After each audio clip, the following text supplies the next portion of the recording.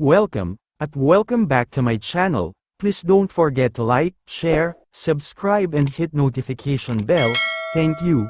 PBA Commissioner's Cup Season 49, Semifinal Series, Game 1 Updates.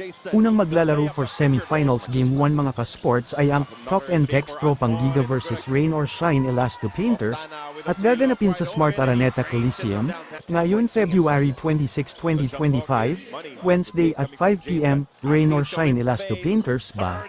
O ang Talk and Text Tropang Giga?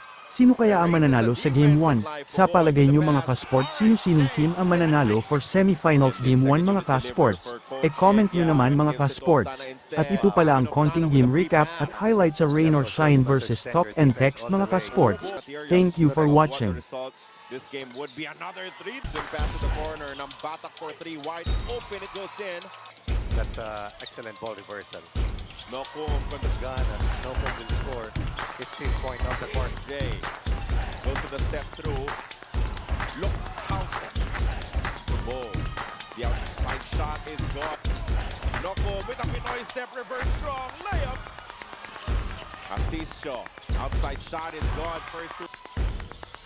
Jongson trying to get his own offense. Wow. Nokum to Asisio. Another outside shot. It's good again.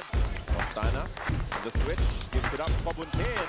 The three-point shot in an entire game as Ostana just RHJ. Quick pass inside, Eram misses. Stepin is speed is nothing to a team as good as TNT offensively as we see a bit. Anyway, Magoy, another three on the way. That's cutting Eram against a small defender. This is an easy pass recovered nicely. Ostana.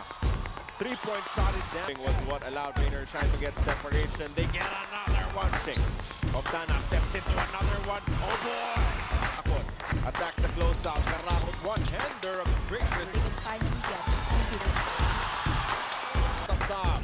Andre, another one-hander. Another make. He has done it without committing a single foul here in this third.